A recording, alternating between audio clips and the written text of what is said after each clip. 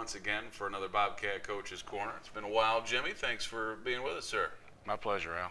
All right, so since we talked to you last, a couple of tournaments, but of course the most important one was last week, the Peach Belt Conference Championship. Took third place there with a very, very young squad, and I know you probably were looking at those three strokes that kept you out of that playoff for first place, but now that you had a little time to reflect, what do you think about the guys finished there at the conference tournament? No, I told the guys before we ever started the third round that regardless of what happened, I'm proud of how far they've come since our first tournament this spring at the Matlock, where we finished 12th out of 15. The guys have worked hard. They've listened to what I've said. They've done what I've asked them to do. Yeah, obviously we would have loved to have won, but 3 shots, you can look back to the third hole of the first round, and that's what I told them. Every shot counts, and hopefully we learn that. We try to reinforce that, I guess. And we'll be moving forward to the regional tournament, and hopefully we'll be even better then. Tell me a little bit about the makeup of this team. I mean, it's such a balanced squad as well. I mean, you've gotten counting rounds from all 5 guys, which can be rare at times. I mean, typically you'll have your top 4 and maybe that 5th guy doesn't count a whole lot, but you used all 5 scores this year, haven't you? Yeah, we've played 6 tournaments this spring, and we've had 5 different medalists, which is all 5 of the guys in the lineup. Ryan Trocchio has really come on strong. He's a freshman. He was named Freshman of the Year in the Peach Belt. I want to say he's had top 10s in 5 of his last 7 events, dating back to the last tournament of the fall. Patrick, Taylor, they've just been consistent all year long. Victor and David have pitched in. Everybody's been a contributor to this team. We don't have a one go-to guy, so to speak. We're sharing the responsibilities among all 5 guys. Is that would that be ideal as a coach, where that 5th guy is going to be pushing the 4th one, and the ability to a little bit of internal competition that way? Well, what we talk about a lot is having 5 guys in the game at all times. If you got 5 guys that are playing solid golf in each round, if somebody does have a hiccup, then there's somebody there to pick them up. It's very hard to be competitive when you got 5 guys out there, but only 4 guys are playing competitively at that time. The second round, Taylor had a little hiccup. The team picked him up. First round, Victor had a little bit of a hiccup. The team picked him up. It's been that way all spring, and again, hopefully it'll continue into the regional tournament. You mentioned real briefly about the honors that you've already picked up, and 3 more there. You had a first-team all-conference for Patrick Garrett, second-team all-conference for Trocchio and Taylor Smith, as well as the Conference Freshman of the Year, as you had mentioned. These 3 guys, kind of different styles of play and different abilities, and yet they're still guys that are recognized by the coaches in the conferences as being some of the top golfers in the area.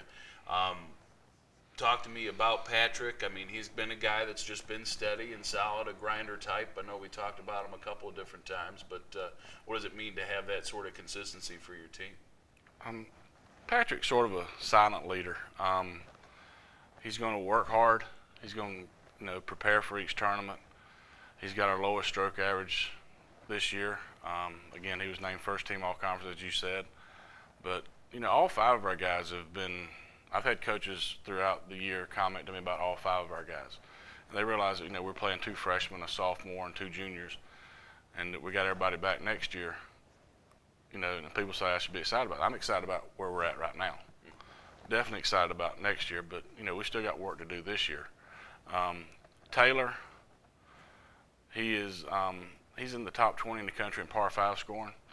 If you watched him, he plays the par 5s in a traditional manner. He doesn't hit too many par 5s in 2.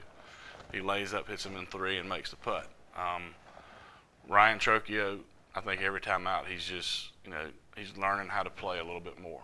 He's getting a little bit better at how to play the game. All 5 of the guys that are in the lineup right now, they're all good ball strikers. They were all studs at their high school. But they're picking up the nuances of how to, learning how to score, how to eliminate the big score on the holes. David Sullivan, the last round, shot 76. Not what we would have wanted, but after the round he commented to me, he said, you know, I played so bad I felt like I shot 85, but I eliminated those big scores, ended up having 76 in my score counting. And to me that tells me that he's been listening a little bit all year, and he's picking up on what we're talking about. And if you can play as bad as he felt like he played and shoot 76, then we're doing something. Right, and you need to have a short memory as well as a golfer to move on to the next hole and not let problems become, upon each other.